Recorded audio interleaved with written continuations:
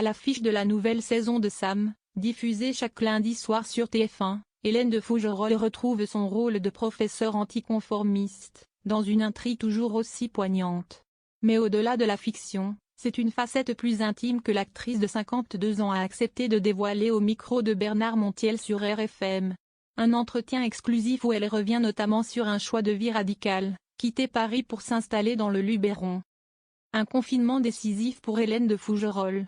Invitée dans l'émission 1 heure avec animée par Bernard Montiel sur RFM, et dont Pure People vous propose d'ores et déjà un extrait. Hélène de Fougerolles s'est livrée avec une sincérité désarmante sur ce fameux tournant dans sa vie. Alors que la comédienne assure la promotion de la saison 8 de la série Sam, cette dernière revient sur un moment de bascule, le confinement de 2020. Il y a 4 ans maintenant, j'ai passé mon confinement à côté de République, dans un appartement parisien sans vue.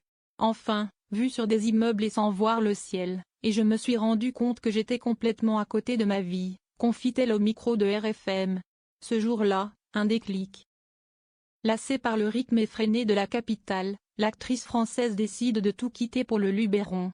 Contrairement à ceux qui ont tenté l'aventure campagnarde sans y trouver leur compte, Hélène de Fougerolles n'a jamais fait marche arrière. Il paraît qu'il y en a plein qui sont revenus parce qu'ils s'emmerdaient comme des fous à la campagne alors que moi je me suis découverte, je vis ma meilleure vie, avoue-t-elle. La vie simple, sereine et profondément authentique d'Hélène de Fougerolles. Aujourd'hui, c'est dans le sud de la France qu'Hélène de Fougerolles s'épanouit, au contact de la nature. Son quotidien ? Yoga, lecture, peinture, vélo, et surtout jardinage. Je suis beaucoup en contemplation, j'adore la nature, je regarde les insectes, les oiseaux. Je connais presque toutes les plantes, comestibles, pas comestibles, raconte-t-elle dans un éclat de rire. Et d'ajouter avec autodérision, là j'ai planté des endives, tout le monde se fout de ma gueule mais j'ai trouvé ça génial à apprendre. Ce nouvel art de vivre, elle l'affiche aussi fièrement sur Instagram, où elle partage régulièrement des moments de poésie et de communion avec le vivant.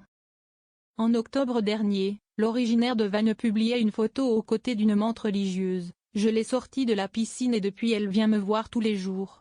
C'est peut-être une autre. Mais j'aime bien me dire que c'est la même, écrivait-elle tendrement. Dans les pages du magazine Nous deux en 2022, l'ex-épouse d'Éric Hubert révélait aussi un autre bénéfice de ce grand saut. En vendant mon appartement à Paris, j'ai remboursé toutes mes dettes. Plus qu'un déménagement, un véritable